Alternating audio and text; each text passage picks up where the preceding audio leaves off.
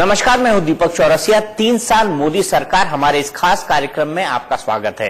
मोदी सरकार ने जब 2014 में चुनाव प्रचार किया था तब ये कहा था कि हम सबका साथ सबका विकास करेंगे, विकास को समाज की आखिरी पंक्ति तक पहुंचाएंगे। और इसमें एक बेहद अहम भूमिका है सामाजिक कार्य और अधिकारिता मंत्रालय के, जिसके मंत्री थावरचंद गहलोत जी हमारे इस वक्त साथ है। थावरचंद जी, आपका बहुत बहुत स्वागत है। आपका भी स्वागत है। सर, सबसे पहले मैं ये जानना चाहूंगा कि एक इशू है जिसको लेकर हाल ही में कई लोगों ने बात भी की, समता संगठन नाम के, समता आंदोलन नाम के एक संगठन ने बात की, वो है नौकरियों में आरक्षण देने का। क्या सरकार इस पर कोई विचार कर रही है और क्या इसके लिए पॉजिटिव रिकमेंडेशन हो चुकी है कि हाँ, आरक्षण नौकरियों के प्रमोशन में भी मिलेगा और सामाजिक अनुसूचित जाति और जनजाति के लोगों को मिलेगा? देखो, भारत सरकार की स्पष्ट सोच है कि अनुसूचित जाति, जनजाति, पिछड़ा वर्ग में सामाजिक, आर्थिक, शैक्षणिक और अन्य प्रकार की विषमताएं जब तक है, संवैधानिक प्रावधान के आधार पर आरक्षण व्यवस्था जारी है और आगे भी जारी रहेगी। अब रहा सवाल प्रमोशन में आरक्षण का। अभी सुप्रीम कोर्ट के रोक लगाने के कारण कुछ राज्यों में अभी भी ये प्रमोशन में आरक्षण रुका हुआ है। कई राज्यों में आज भी प्रमोशन में आरक्षण जारी है। केंद्र सरकार की नौकरियों में भी वो जारी है, परंतु सुप्रीम कोर्ट का निर्णय आने के बाद राज्यों में अभी भी ये प्रमोशन में आरक्षण रुका हुआ है। कई राज्यों में आज भी प्रमोशन में आरक्षण जारी है। केंद्र सरकार की नौकरियों में भी वो जारी है, परंतु सुप्रीम कोर्ट का निर्णय आने के बाद इस पर प्रश्न चिन्ह लग गया और बहुत सारे लोगों को जो प्रमोशन में आरक्षण की पात्रता रखते हैं उनको भी अभी लाभ नहीं मिल रहा है। मामला सुप्रीम कोर्ट में विचाराधीन है। सरकार की ओर से प्रमोशन में आरक्षण संवैधानिक प्रावधानों के दायरे में और सामान्य आरक्षण संवैधानिक दायरे में देने की बात सूचित की गई है। सूचित की गई यानी सैद्धांतिक तौर पर सरकार इससे सहमत है, क्योंकि संविधान में इसका प्रावधान है। दूसरा बड़ा मुद्दा है सर, प्राइवेट नौकरियों में आरक्षण। समय समय पर दलित संगठन, अनुसूचित जनजाति के संगठन, अन्य पिछड़ा वर्ग के संगठन ये बात कहते रहते हैं कि प्राइवेट नौकरियों के अंदर आरक्षण भी आए, जबकि उद्योगपति, चैम्बर ऑफ कॉमर्स इसका विरोध करते हैं। इसके बारे में सरकार का क्या मत है? सरकार ने 3 साल में इस पर क्या काम किया है? क्या सभी से बात करी है? ये मांग लंबे समय से चली आ रही है और इस मांग पर पिछली सरकारों ने भी विचार विमर्श किया। प्राइवेट सेक्टर के संस्थानों से, उद्यमियों से या अन्य प्रकार के जो संस्थान हैं उनसे वातावरण नहीं बन पाया। प्राइवेट संस्थान इससे सहमत नहीं है और वो तर्क देते हैं कि हम तो ऑलरेडी वैसे ही बहुत सारे ऐसे लोग हैं जो इन वर्गों से ही नौकरी पर रख करके काम ले रहे हैं, हमारे यहां आरक्षण की जरूरत नहीं है। तो बहुत पहले सरकार ने, भारत सरकार ने एक कमेटी बना रखी है समन्वय करने के लिए। वो कमेटी आज भी कार्यरत है।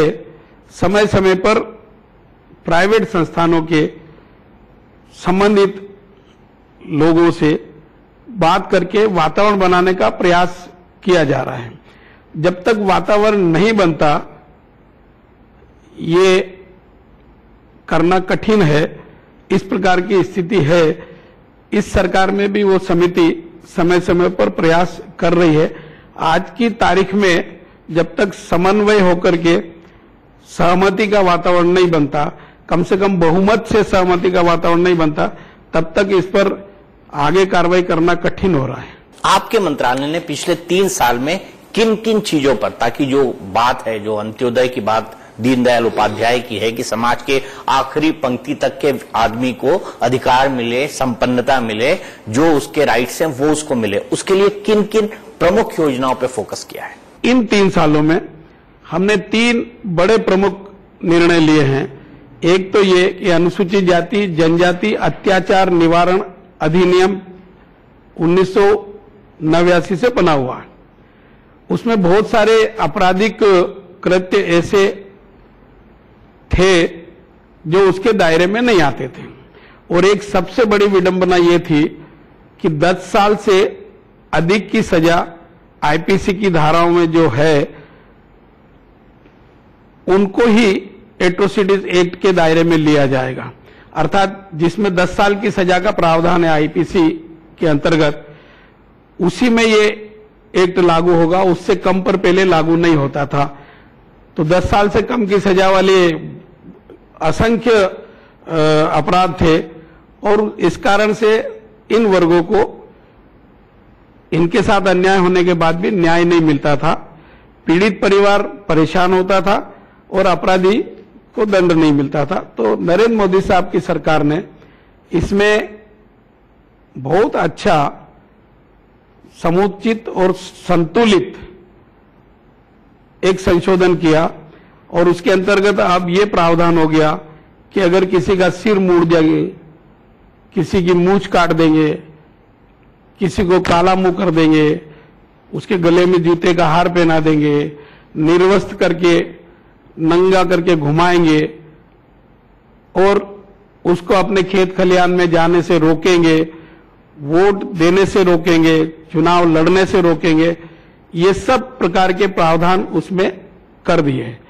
और 10 साल से ऊपर की सजा वालों को जो प्रावधान था पहले, उसको समाप्त करके अब कितनी भी सजा मिलने वाली हो, वो सब लोग इस प्रकार का कृत्य करने वाले आपराधिक प्रकरण के दायरे में आ जाएंगे। और एक ऐतिहासिक निर्णय तो ये हो गया। दूसरा ऐतिहासिक निर्णय, पिछड़े वर्ग के लोगों के साथ अन्याय अत्याचार होता था तो उनके लिए ऐसा कोई आयोग नहीं था जो उनकी जांच पड़ताल कर सकता था।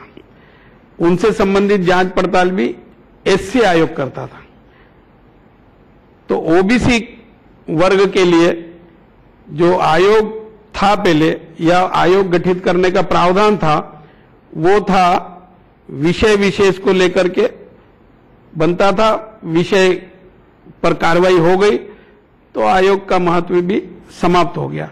अब इसमें संवैधानिक दर्जा देने की मांग लंबे समय से चली आ रही थी। हमने इसको संवैधानिक दर्जा देने का निर्णय लिया। इसके साथ ही साथ अपने देश में घुमंतु जाति की भी अनेक समस्याएं हैं। अभी तक उन जातियों की पहचान का कोई सही तरीका नहीं अपनाया। आज कितनी संख्या में वो है, कौन कौन सी जातियां हैं, इसका भी पता नहीं है। इसलिए एक आयोग बनाया हमने, दादा इदाते आयोग। उसमें एक तो वो चेयरमैन है और एक अपने इंदौर के श्रवण राठौड़ जी हैं, इनकम टैक्स ऑफिसर रहे, वो उसके सदस्य हैं। वो देश के 31 राज्यों में जा जा करके जातियों की पहचान, उनकी संख्या, उनकी समस्या और समाधान के तरीके निकाल करके ला रहे हैं। मुझे खुशी है मोदी साहब के मार्गदर्शन में हमने उनको अन्य वर्ग के साथ सामाजिक मुख्यधारा में लाने के लिए और आर्थिक, शैक्षणिक और अन्य प्रकार का विकास करने के लिए एक कानून बनाया और कानून बना करके विधेयक हमने संसद में प्रस्तुत किया। संसद ने उसको लोकसभा में प्रस्तुत हुआ। लोकसभा से वो स्टैंडिंग कमेटी के पास गया है। स्टैंडिंग कमेटी का प्रतिवेदन अगले सत्र में आने की संभावना है। ऐसे ये ओबीसी आयोग के लिए जो सिलेक्ट कमेटी में गया है, ये दोनों प्रतिवेदन अगले सत्र में आने की संभावना है। और जैसे ही वो प्रतिवेदन आएगा, हम विश्वास करते हैं कि ओबीसी आयोग को संवैधानिक दर्जा देने का भी कानून बनाने में सफलता मिलेगी और ट्रांसजेंडर के हित संरक्षण के लिए भी हम कानून बनाने में सफलता प्राप्त करेंगे। ये 3 ऐतिहासिक निर्णय लिए हैं। फिर मेरे इसमें दिव्यांगजन सशक्तिकरण एक विभाग है। हमने इन 3 साल में इस विभाग को जीवंत, चैतन्य बनाया, सक्रिय बनाया और 4 विश्व रिकॉर्ड बना दिए। हमने दिव्यांग वर्ग के छात्र छात्राओं को पहले स्कॉलरशिप नहीं मिलती थी। 2014-15 से pre matric, post matric, overseas scholarship विदेश जाकर पढ़ने के लिए और फेलोशिप जो विशेष डिग्री हासिल करने की पढ़ाई करते हैं, ये सब देना प्रारंभ किया। इन सब वर्गों में ये सारी सुविधाएं पहले से ही दे रहे हैं। दिव्यांग वर्ग सशक्तिकरण के लिए हमने एक एक्ट बनाया है। पहले दिव्यांगों की 7 श्रेणियां होती थी, नए एक्ट के अंतर्गत 21 श्रेणियां होगी और 21 श्रेणियां जब हो जाएगी तो हिंदुस्तान का कोई भी दिव्यांग, किसी भी प्रकार का दिव्यांग भारत सरकार और राज्य सरकार की योजनाओं से वंचित नहीं होगा। भिक्षावृत्ति से लोगों को मुक्ति कराना ये भी मेरे विभाग का काम है। हम चूंकि ये राज्य सरकार से सीधा सीधा संबंधित है, पहले एक कानून बना हुआ है कि अगर कोई भिक्षावृत्ति में लिप्त पाया जाए तो उसको पकड़ के जेल में डाल दो। वो थोड़ा कठोर दंड वाला है। इधर उधर से सुझाव आए कि नहीं इसमें सुधार होना चाहिए। ऐसे लोग अगर नहीं समझते, नहीं मानते हैं तो उठा के सुधार गृह में डाला जाए और उनको सुधारने का प्रयास किया जाए। इन चारों वर्ग अर्थात अनुसूचित जाति वर्ग, अनुसूचित जाति में सफाई कर्मचारी वर्ग, दिव्यांग वर्ग और पिछड़ा वर्ग, इन चारों वर्गों के लिए ये स्वावलंबी बने, अपने पैर पर खड़े हो जाएं, इसलिए हमारे 4 वित्त विकास निगम हैं। इन चारों वित्त विकास निगम से हम इनको प्रशिक्षण देते, कौशल प्रशिक्षण। अभी तक हमने लगभग 1.5 लाख लोगों को प्रशिक्षण दिया है। सबसे बड़ी बात यह भी है, 3 साल से एक मुद्दे पर विपक्ष ने सरकार को बहुत घेरा, वो आरक्षण का मुद्दा था। आप एक आइडियोलॉजिकल संस्था आरएसएस से प्रभावित भी हैं, उससे जुड़े भी रहे हैं और आरएसएस ने 2 बार कहा, एक बार बिहार इलेक्शन के टाइम कहा, एक बार उसके बाद कहा कि संविधान निर्माताओं की ये इच्छा थी कि जब सशक्तिकरण हो जाए या समयबद्ध तरीके से इस आरक्षण को खत्म किया जाए। क्या आजादी के 70 साल बाद आपको नहीं लगता कि वो वक्त आ गया है या उस पर कोई कार्रवाई करनी चाहिए? भारतीय जनता पार्टी का जनसंघ के रूप में गठन हुआ था 1951 में। 52 का अधिवेशन कानपुर में हुआ, 54 का अधिवेशन इंदौर में हुआ। इंदौर में राष्ट्रीय परिषद जनसंघ की, उसने एक प्रस्ताव किया था कि हम अनुसूचित जाति, जनजाति, पिछड़े वर्ग के हितों के लिए संवैधानिक प्रावधान पर अमल करने का काम करेंगे। छुआछूत अभिशाप है, इसको मिटाने में सहयोग करेंगे और जो जो संवैधानिक प्रावधान इनके हित संरक्षण के लिए बने हैं उनका हम अनुपालन करेंगे। आप चाहें तो उस समय के जो प्रस्ताव हुए थे उसकी कॉपी आप देख सकते हैं। और नरेंद्र मोदी साहब के नेतृत्व में जब वो पहले मुख्यमंत्री थे तो उन्होंने भारत के संविधान का सम्मान करने के लिए 1 लाख लोगों की रैली निकाली। संविधान को हाथी को सजा दजा करके उस पर रखा और वो स्वयं मुख्यमंत्री के रूप में पैदल गए। सुरेंद्र नगर की बात है वो किया। फिर जैसे ही सरकार में आए, अंबेडकर जी को दूसरे राजनीतिक दलों ने तो कभी सम्मान दिया नहीं, उन्होंने सर्वाधिक सम्मान दिया। आश्चर्य करने लगे लोग, पहले सरदार पटेल को हाईजैक किया, बोले महात्मा गांधी को भी कर रहे हैं। अब रोज कह रहे स्वच्छता अभियान में महात्मा गांधी जी का नाम ले रहे, अरे बोले ये तो महात्मा गांधी जी का। और अब बोले कि अंबेडकर जी को भी इन्होंने कर लिया। अंबेडकर जी की सोच को उन्होंने सही ढंग से समझा है और वो ये महसूस करते हैं कि देश में सामाजिक समता, सद्भावना और समरसता लाने के लिए अंबेडकर जी की सही सोच देश के लोगों के बीच में जाना चाहिए, उनके गले उतरना चाहिए, उस पर अमल करने का प्रयास होना चाहिए। इसलिए उन्होंने जो आर्थिक और अधोसंरचना के क्षेत्र में विकास हो रहा है वो तो हो ही रहा है, परंतु भावनात्मक और सद्भावनात्मक वातावरण बनाने के लिए भी निर्णय लिए।